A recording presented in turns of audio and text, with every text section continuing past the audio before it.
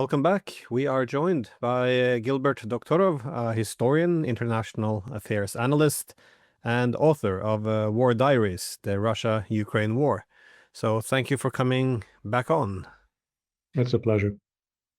We often see that wars can have a profound impact on society, especially prolonged wars.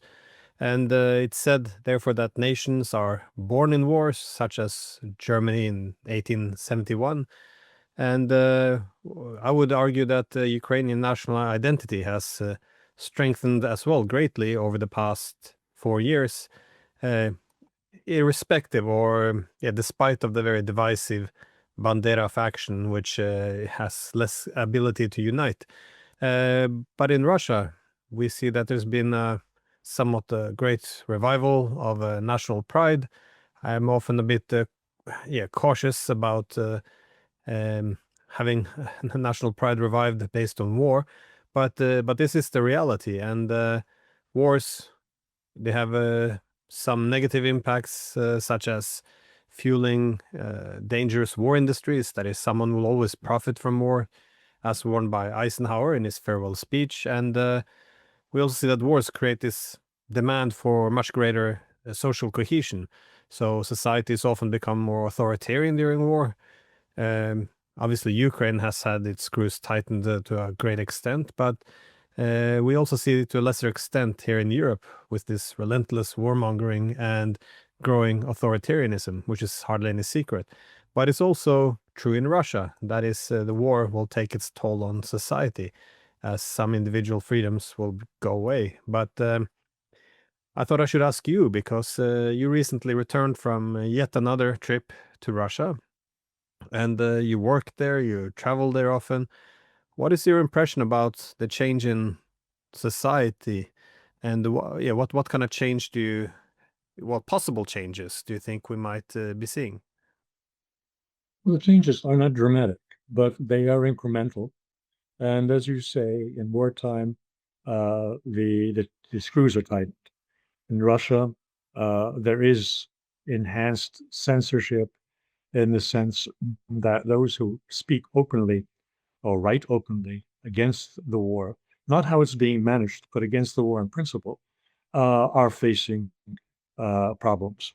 I visited with the director of the St. Petersburg Union of Journalists and was informed that not so long ago, they were instructed by the successor organization to the KGB, which is called the FSB, that they were to expel any journalists who were in that category. And they did. They expelled one person who was rather unlucky.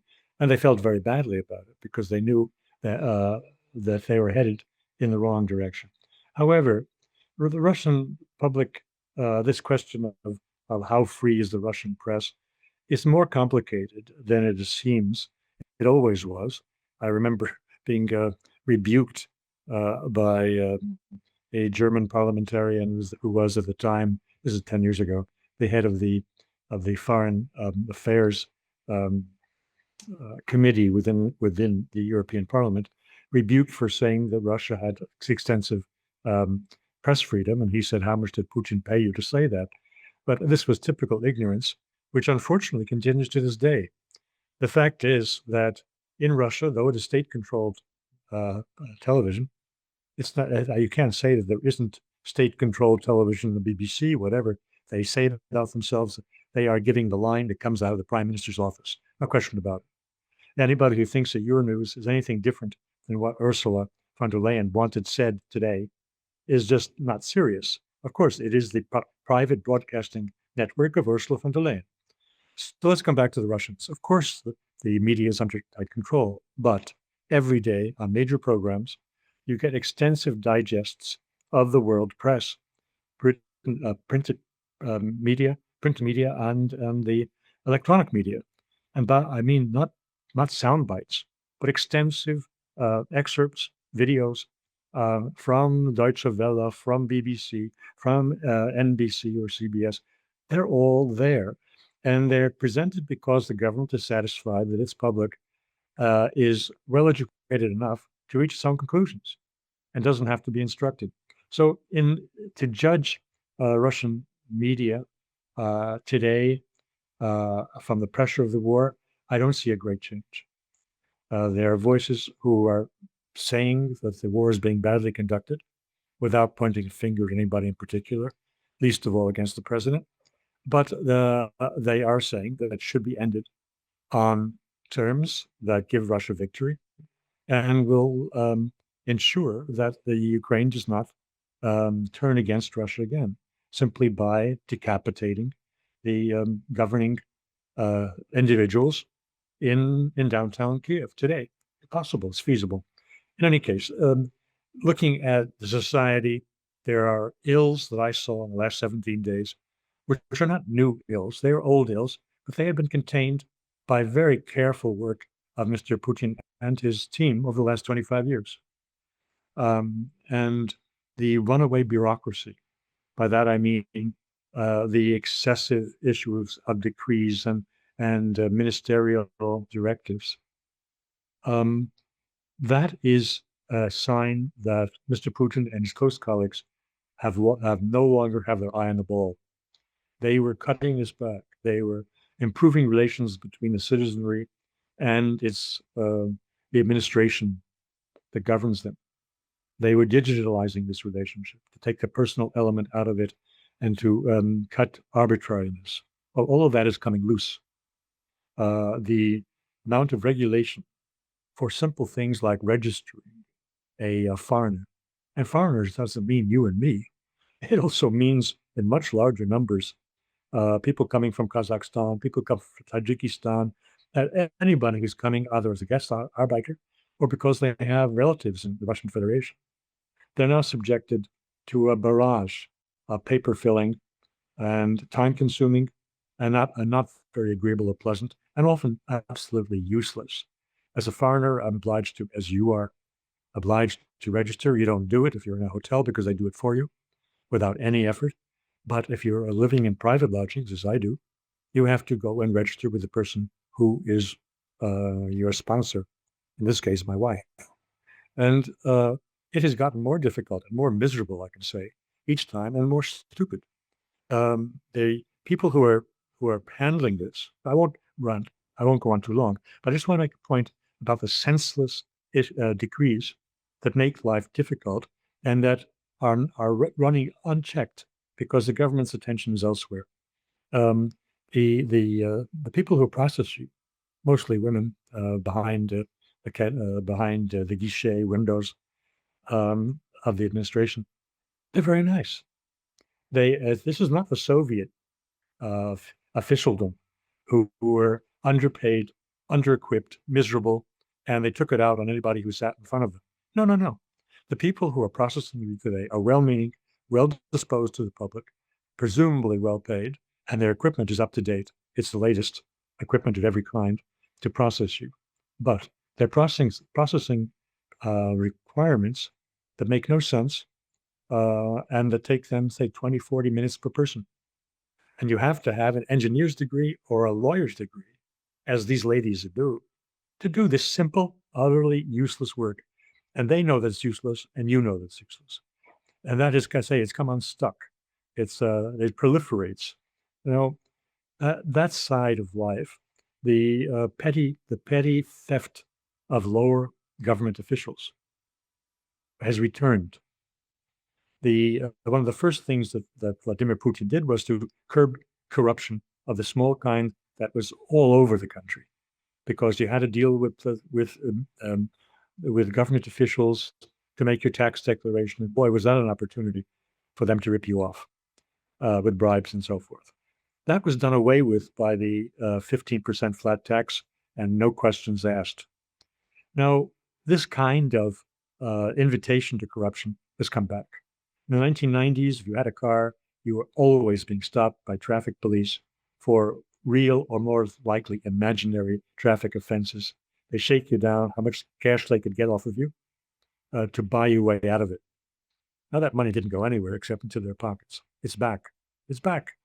And it tells me that the government has lost control of this side of life, which makes life less pleasant for citizenry. Nothing tragic, but less pleasant. So as to economic well-being, of course, people who have some savings of substance in the banks are getting now, well, it's dropped from 18%.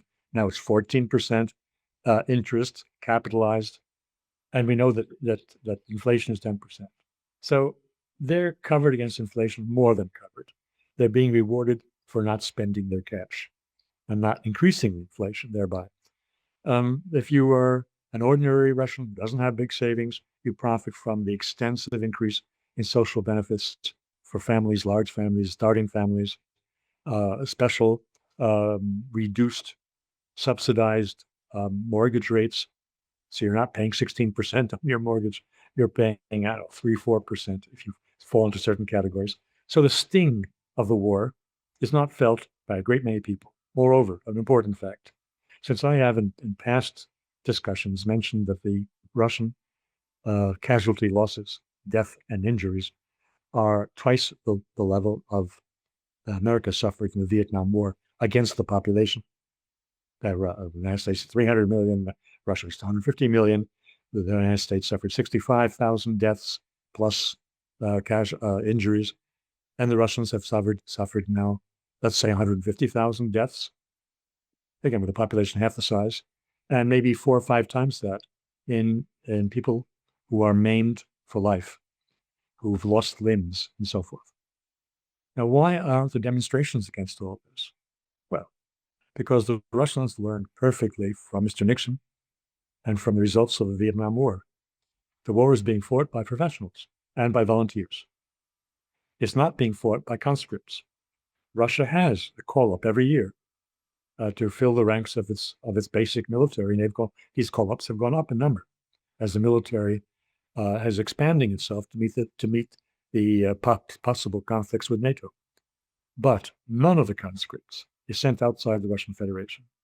The only conscripts who ever faced Ukrainian soldiers were when there was the incursion in Kursk, and the Russian conscripts who were situated in Kursk, there was a war, and they were in it, but that was really unintentional and quite a surprise to Moscow, that its own conscripts would be actually fighting. So the reasons for there to be active resistance to the war do not exist.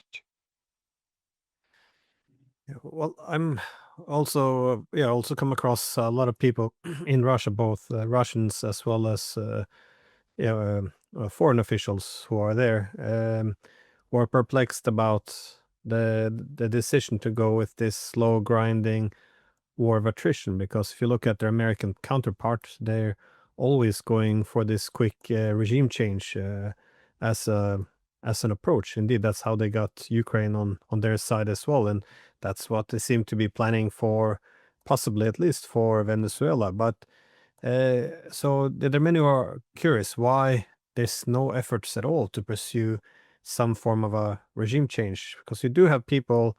I don't like to use Arostovich too much as an example, but again, the former advisor of Zelensky, Arostovich, he was interviewed and asked, if you become president, what would you do? And he said, well, the first thing I would do is go to Moscow and just promise them that Ukraine will never let itself again be used as a threat against Russia. And based on this, we have to learn how to live next to each other again. And so, you do have people who, again, he's made some through his time, some hawkish statements on Russia.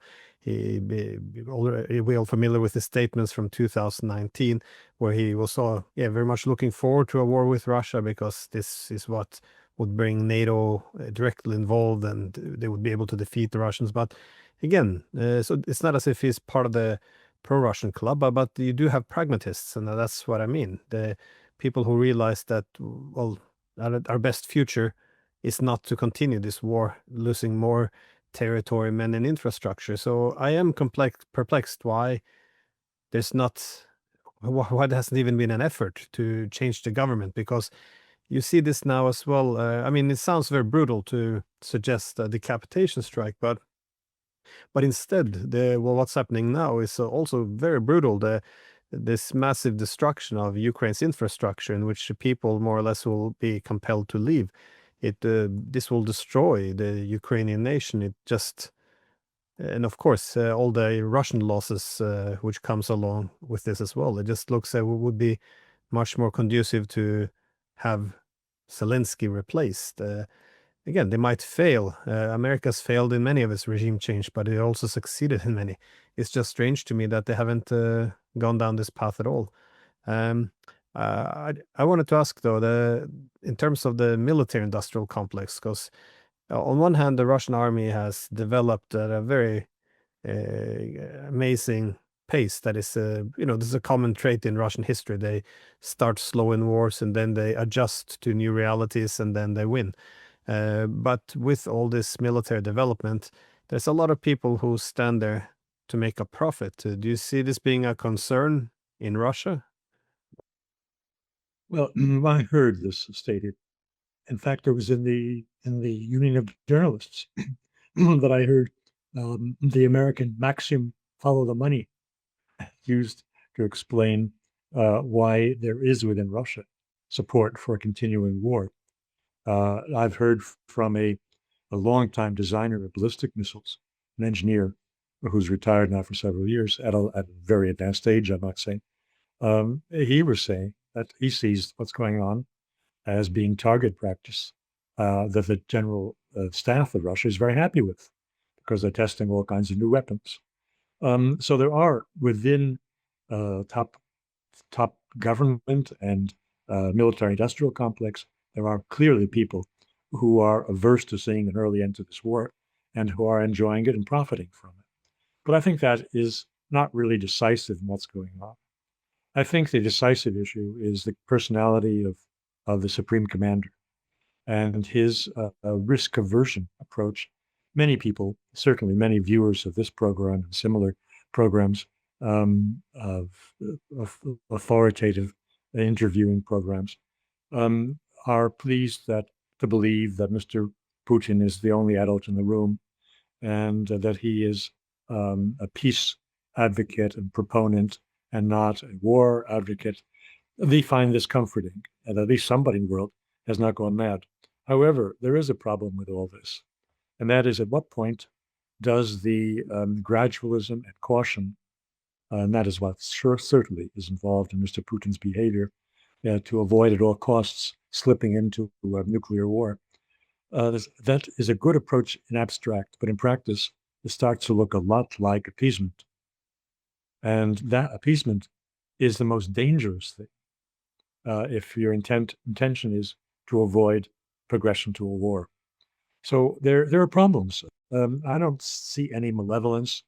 I don't see any intent to destroy the youth of Ukraine, which also, by the way, is a nonsensical view of what's going on. You only have to look at Russian television and what they had 2 days ago. They were interviewing newly taken prisoners of war from the encirclement around Pokrovsk. And look at the faces. There are a few in the 20s, and there are more than a few who are clearly in the late 50s and 60s. The Ukrainian army has a lot of old timers in it. I don't say that they've been dragged off the street, though some of them have, but many of them are there for the very reasons that you mentioned. They are patriotic, they're defending their land, and they feel obligated to go out and fight to protect what's theirs. So you have a lot of old folks. It's not just a generational young Ukrainians who are being slaughtered. It is the Ukrainian male nation that's being slaughtered. And unfortunately, a lot of Russians are suffering too. And my acquaintances who spoke to me over dinner and behind closed doors on their wish for this war to be over as soon as possible, I think the single biggest motivation was their awareness that Russia is not just suffering deaths.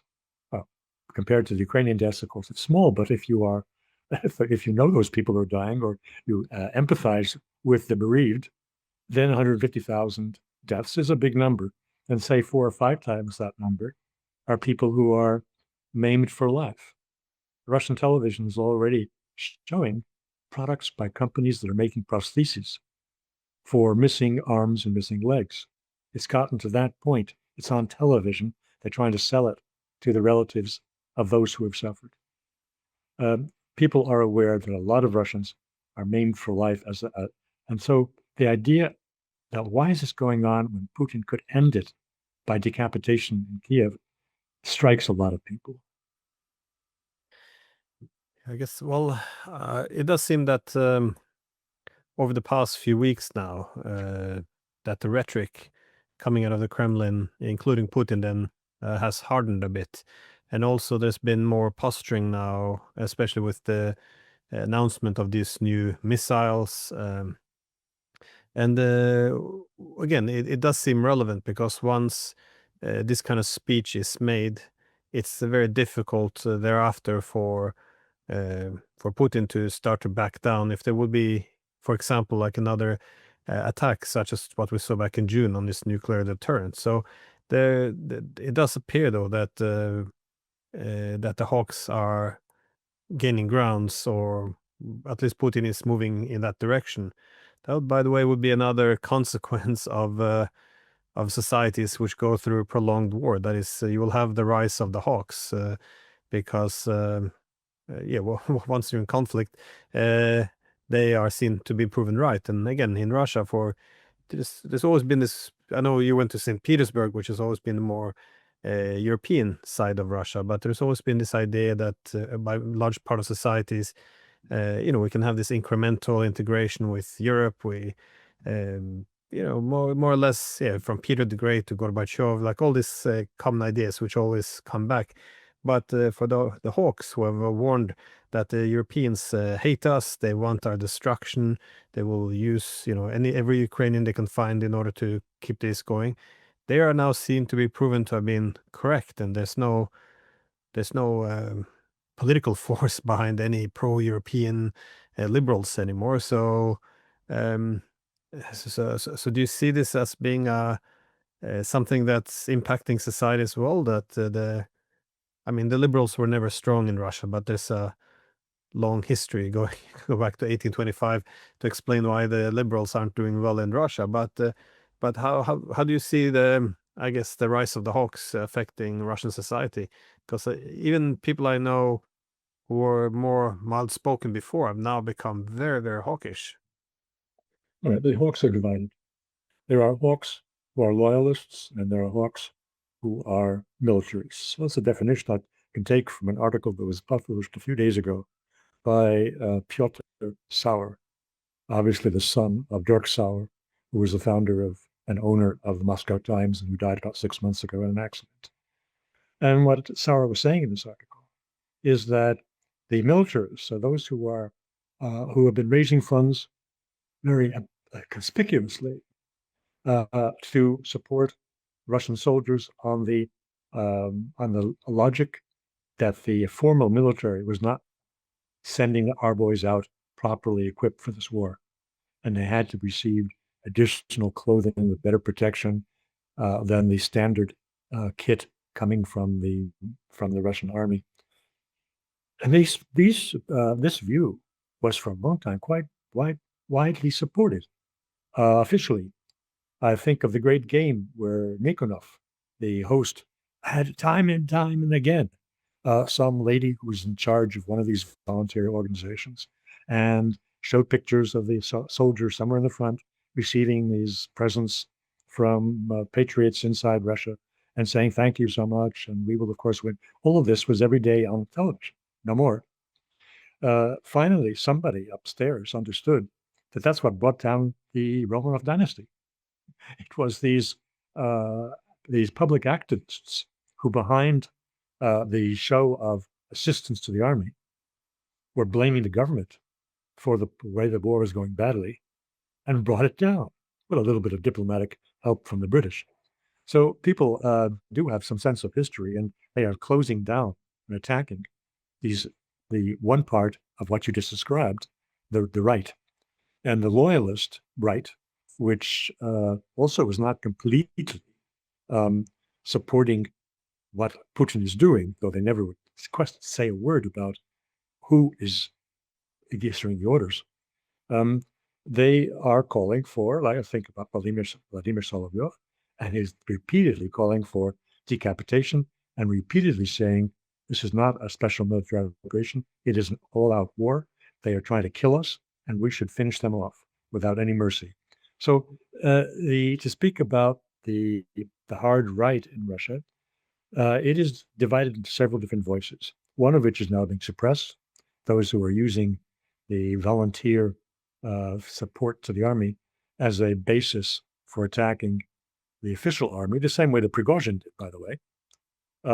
And then the others who are supporting Mr. Putin and those around him, though are being very critical of the exact things they're doing, which are not giving the results everyone wants. But coming back to your point about the liberals, the liberals in society were a small stratum. The liberals in the government were from the holdover from the Yeltsin years, very important. And even just next to the government, like German Gref, who has been now for the last, was moved out of government because he was maybe too liberal and was made head of the Sberbank. And Mr. Gref, I say, is in the shadows now, out of favor. His Sberbank has been completely outrun by what? By VTB Bank, which is headed by Andrei Kostin, who is a great supporter of Mr. Putin, not just a cheerleading, but actually running things and making them work, like the whole shipbuilding industry now, which he controls when he has spare time left from his banking job, or maybe the other way around. He's doing the banking job, the time left over from running the shipbuilding industry.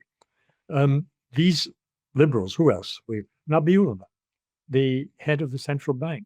She's an outstanding liberal who is being berated every day on state television by people like Solovyov, and not just by a talking head, but by deputy premier of the Duma, Babakov, who uses every appearance on the Solovyov program to explain how she is killing the Russian economy and ruining the war effort. And there she is, supported by who? By the boss, the Minister of Finance, Solanov. He's also a liberal. And I'm talking about open liberals, not closet liberals. So the liberals have suffered big defeats. A lot of them have gone abroad just ahead of being arrested, like Mr. Chubais. But in terms of influencing government policy and pulling in the other direction from the hawks, they're still there. Well, a big change, though, on both sides in this NATO-Russia proxy war is how each side speak of each other. That is, a few years ago, I would say it would have been unthinkable to hear state leaders from Germany, France, Britain talk about long-range strikes into Russia, the need to strategically defeat Russia, this kind of war rhetoric. But one gets the impression from, not impression, one does see in Moscow as well that the resentment is now building up to a massive degree, the frustration and anger at the Europeans. Indeed, I think one of Trump's achievement is that a lot of the anger, which was more directed towards the Americans in the past, are now focused on Europeans. And some Europeans, such as the Germans, seem to be more in focus than others. Again, now you hear more talk about the need to attack or retaliate against Europeans as well. So do you see this as a rhetoric which is winning ground? The idea that, for example, German logistics centers or military facilities have to be destroyed? Well, the Russians are doing their best to keep Trump and the Europeans separate. And that is partly why Mr. Putin, actually the main reason why Mr. Putin has put up with Trump's nonsense and has sung his praises when given any opportunity, which looks by itself to be peculiar. But the ultimate logic is to keep Trump on side and to make sure that he isn't going to support the Europeans in some risky provocation that leads us to World War III. So is this view supported in the public? I think the public so if you ask Russians, they hate England, for example. I think England has outpaced Germany as the first country they would like to flatten if they ever use the Poseidon against an enemy. It is, as they said a few days ago, 5 Poseidons, and England will be erased from the globe. And this is it's not going to happen, but it's an idea which pleases Russians to think over. The idea that rolling out these new weapon systems, as happened in the last 2 weeks, reminding the West of Russia's um, uh, superiority in strategic weapons. I don't think that restores Russian deterrence. Not at all. First of all, it takes us into the realm of the value of nuclear weapons in general. It's always been conceded that nuclear weapons are of last resort and that they are not used for deterrence purposes, except against miserable countries that have nothing whatever resembling an army. But among peers, that cannot affect deterrence because nobody would use them. The Russians may have come close to a first strike capability recently. The Americans may have come close to a first strike capability before the Russians had ready for use their new weapon systems. But neither side really is going to risk a nuclear war on the hope that it has this first strike will be effective and totally effective. Partially effective is not good enough. Therefore, what you have is conventional weapons. And this is the thing that I find puzzling and incomprehensible. Why the new generation conventional weapons of Russia, these hypersonic missiles and the Oreshnik in particular, are not being used right now to decapitate the Kiev regime, and at the very least to ensure that there's no more diplomatic tourism of every Danish prime minister or German minister of defense every couple of weeks to go and buck up to support Zelensky and keep his spirits up. This is an utterly inexplicable situation. Yeah. Well, on my last question is, well, whenever we talk about the divisions and domestic problems of other countries, one should always be aware that this is always used as well for propaganda purposes. And I'm not sure if you've seen this latest thing now in the media. I think it's a bit suspicious, right around the time Pokrovsky's falling. The idea that Lavrov and Putin are now deeply, divided. Again, it's possible. I just I tend to be very critical because these stories often rests on hearsay, and they always pop up around a very strange time, and they don't always make that much sense either. I was just wondering, again, it could be true, so I'm not gonna dismiss it altogether, but what do you make of these reports which are now being pushed around the Western media, that there's this split between Putin and Lavrov? I don't believe it. Look, the reason why they raise this question is that many people in the West believe that Mr. Lavrov is an important personality, that he influences policy. In fact, he makes policy. Well, to a certain extent, under the weakling president Medvedev, Lavrov stepped in and, in a way, made policy when he revised and made literate the very juvenile revision of European security architecture that Medvedev put out as his main initiative. In that particular moment, with a very weak president, Lavrov had something resembling a policy role. But generally speaking, under a strong president like Putin, Lavrov has only been an implementer. He has never been an independent force. And the notion that he would be at odds with the president, well, he should just resign because he is nobody without being the implementer of his boss. The further fact, which I think many people don't think about, is who is he overseeing? The Ministry of Foreign Affairs is populated with, sorry to say it, liberals, pro-European people. People are very disappointed that there's a war and that they have to fight like hell to get postings in Western Europe and to be accepted by the host countries. So the idea that the Ministry of Foreign Affairs and its boss would be at odds with the president, and that would have a policy value, I dismissed from the get-go. There's an interesting contradiction in also in Russia, though. That is, on one hand, you see this real rise of this new confidence, which wasn't there before. Again, part of it was the economic, that they're able to stand and grow despite doing better than the other European economies, despite all the sanctions, and also the ability to win on the battlefield despite NATO throwing everything it has into this, and again, being welcomed around the world as a great power despite the Western efforts to isolate Russia. So there is this, you can't deny it, that this is massive new confidence which has come forth.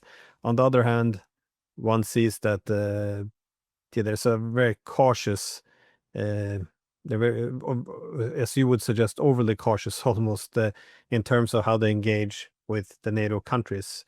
Of course, there could be a lot of strategic thinking below the surface there, which could explain for this, which I wouldn't be aware of. Do you have any final thoughts before we wrap up? My point from this trip was simply to pick up what I see around me. And what I saw around me was enough to justify my claim that what is in a general presentation to the broad public on these interview programs is often misleading and claims an accuracy that is unjustified. Not because I have greater accuracy, but I can say that what I saw contradicts completely, contradicts in many ways the general view of Russia's position in the reorganization of the governing board of the world. It is much more complex. It is much less solidified, and that my peers are often taken in by their hosts on very high level, on very attractive visits to Moscow, or sponsored by Russia Today, sponsored by the Ministry of Foreign Affairs, or by very high level oligarchs from the immediate realm, like Mr. Malafeyev, and they're not aware that they are willy-nilly being disseminators of the official Russia line. And they take that to be the whole of Russia. Russia is 150 million people, very complex society. And I make no claims to have my arms around it. That would be utterly foolish. But I do see that others who are behaving as if they have their arms around it are doing so in an unjustified way. There's a lot of work that you and your guests are doing and must be doing to make the public aware of the complexity of the challenges we face. Yeah, I think it would be naive not to recognize that this war will also take a toll on Russian society as well. We tend to always measure things either military or economic, but the societal is quite an important aspect to keep an eye on. So thank you so much for taking the time, and hope to have you back on soon. Yeah, very kind of you.